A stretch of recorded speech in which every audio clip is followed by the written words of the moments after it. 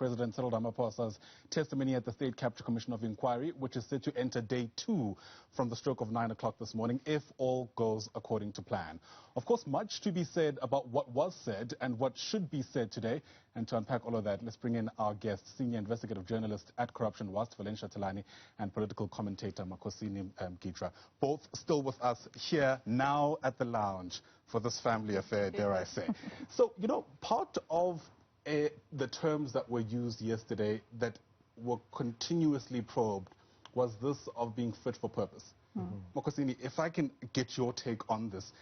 For the most part, we were made to believe that cadre development and cadre deployment are not only necessary, but we're almost given the perception that that's the only channel through which we'll get people who are fit for purpose into some of our SOEs.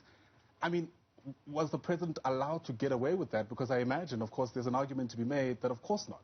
Of course, there are other ways of ensuring that there are other people who take on these positions, not only because they're deserving, but because they're capable. Yes. You know, I think what I would concede to the ANC is that when you take power as the ruling party and you have to transform society, in South Africa you still have white people at the bottom, at the top end of the scale, and poor black people at the bottom end of the scale. The ownership of the economy does not reflect the demographics of the country. The ownership of land does not represent the demographics of the country. So you have to correct that, and you have to correct that with people who share your views, who can do what you want done. But in reality, you find that the very same state-owned companies that are supposed to be leading in growing black talent and nurturing black talent are actually where the careers of black professionals go to die, right? Because there is corruption. People want to eat, and they want to use people who are authorized to do that, who are not politicians, and they put them under pressure to do things that are wrong, and if you're not doing those things, they get rid of you.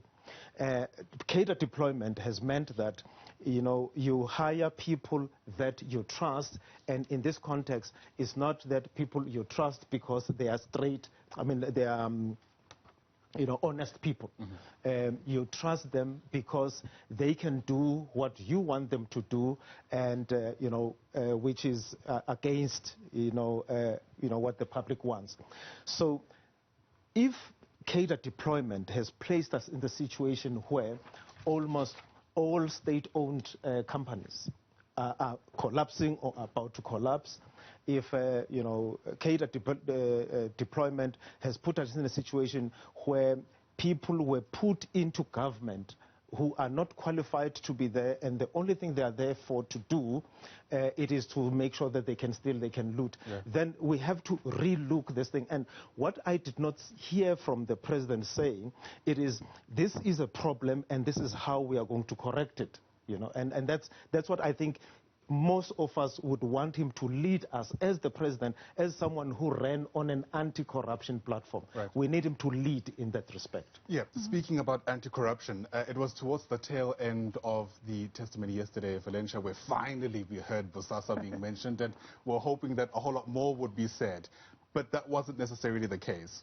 A lot of your work has to do with, of course, uncovering corruption and making sure that we tighten the loose ends around that. And insofar as Bosasa is concerned, the president's own term, it appears that not enough was done to place Ramaphosa in the rooms when surely he could have seen something and said something to prevent that from taking place. But before then, let's give you this quick reminder of what the president had to say insofar as Bosasa is concerned. Take a listen. The party continued to receive benefits from a company that relied heavily on government contracts without a thorough investigation of what was happening there. Chairperson, it did happen. It is one of the anomalous events that did happen. And what is prominent in my mind is to say, what do we do to prevent it from happening? But having said that, let me say, and let me put on the one hand, that the Political Funding Act is going to be our savior. On the other hand, we should also say that if, for instance, a company donates money to a political party, and it so happens as well that in some way or fashion it does business with government, but that funding is not being given to the political party in return for getting contracts and all that. I would say when it happens openly and transparently, then there should not be any problem. And there is exactly the issue, right? Extensive, long responses that are vague, that leaves you with very little to take away from it. Yes. Your take? He said a very important keyword that when companies that donate to political parties do it openly. That is referring to companies that would be presumably doing business with government, of course. My take from that, from a layman's point of view, how interested am I in giving millions or billions to a political party if there's nothing in return for me? And if I'm going to do so, why would I want to be held accountable for things going wrong further down the line? If I'm in private business and my whole objective is to keep making money and enriching myself from the state contracts that I keep getting from them. So a little thin on what happened with Bosasa and to what extent they should hold leadership in the ANC accountable. I mean, Bosasa evidence has been led extensively at the commission. I get this sense sometimes looking back at yesterday's testimony that we're looking at somebody who has not been watching what's been happening at the commission, hasn't been hearing testimony that applies directly to the party that he is here to represent. And unfortunately, like I say, a little thin on the accountability bit and quite glossy and over the a bit limited rather on how in the future they're going to hold those companies that donate to them accountable. Makhosini, you've spoken extensively to us in this segment of our discussion around corruption in the ANC and whether we are getting a sense from the President in this testimony about this is what has happened, but this is what we are going to do about it as the governing party. Let's take a listen to what the President had to say when he told the Commission that he's not here to defend the indefensible, and we'll come back to our guests after this. Aspect of the ANC's approach to corruption over the years is a recognition of the extent to which some ANC leaders and members were advertently and inadvertently complicit in corrupt action. And this recognition was well articulated in our conferences, where we did say that we need to openly and publicly acknowledge that these are the problems that we have to deal with.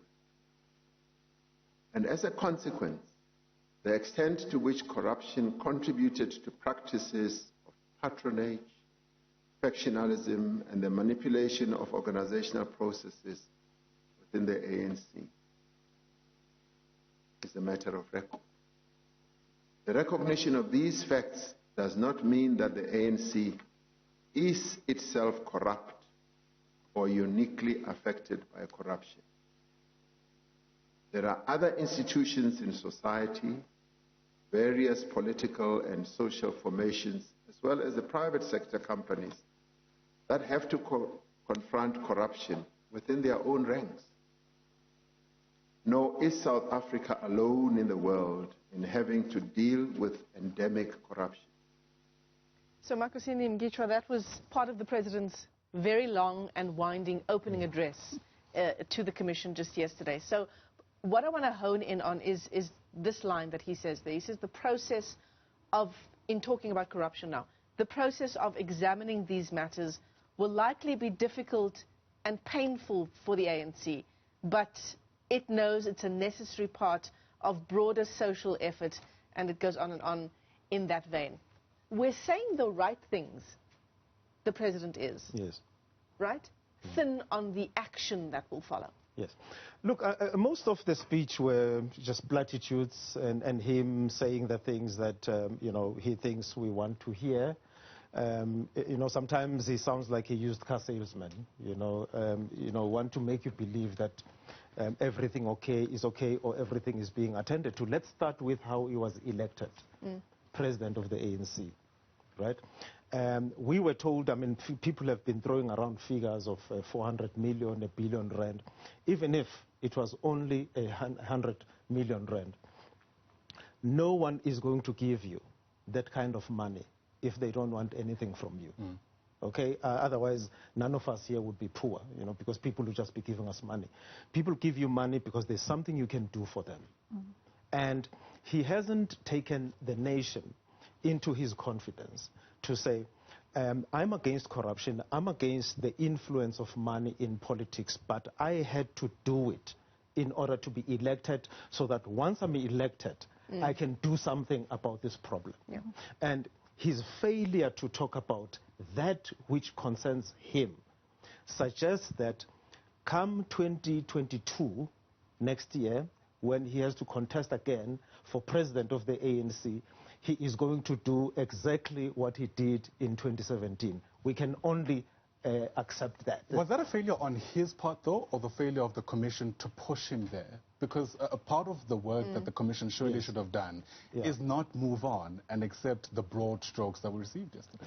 I think how the Commission sees the ANC at the moment, or the president of the ANC sitting there who's not an accused, as it were, is that this is someone who's going to help the Commission understand how things work. Tell us, why do you guys do this Cadre deployment? So he's expected to explain that. So I don't know if they are going to continue with the vein of yesterday, or today they are going to turn on the screws a little bit and say, but Mr. President, let's talk about how you were elected. Are you happy with that? What went wrong, or what can be corrected? Because if we don't do that, we will just simply be in this cycle of the next person who's going to be elected president of the ANC must raise a lot of money. Where does he raise the money from? Raise it from the people who are going to be buying influence, raise it from state coffers. And we can't continue on that vein. We have to stop somewhere. And this commission must be about that. It cannot just look narrowly at the time that President Zuma was in power and overlook what is happening today when Cyril Ramaphosa is in power. During Jacob Zuma's time, there was no money that was stolen for COVID. Maybe there was no COVID, but we don't know if it would have been stolen or not. But we know under Cyril Ramaphosa that it was stolen. So he cannot be, so, vague when talking about these things that are practical. And he himself, President Ramaphosa, has been president of the country for 3 years. 3 years, and what has happened in that 3 years with a view to corruption is that we see it as something that is getting worse and not getting better. Yeah. Do you reckon that we're going to get to a stage in the questioning, be it today in day 2 of this sitting or in May when the President returns to the state capture inquiry, where the questions will be quite simple around state capture and your term as Deputy President? Simple to the point of, what did you know about what was happening under the former President? When did you know it? And what did you do about it?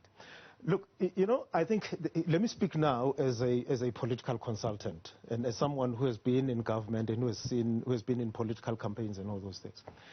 The position of the Deputy President of the Republic is often overrated. You really do not have much power. You do what the President tells you to do. You're really a spare, that if something goes wrong with the President, you are there as the Deputy President. There are no clear functions that are dedicated to the Deputy President. There are many things that Thabo Mbeki did that Jacob Zuma didn't like as his deputy. There are many things that Jacob Zuma did that Kgalema Motlanthe didn't like, that Cyril Ramaphosa didn't like. There are many things that Cyril Ramaphosa is doing now that David Mabuza doesn't like.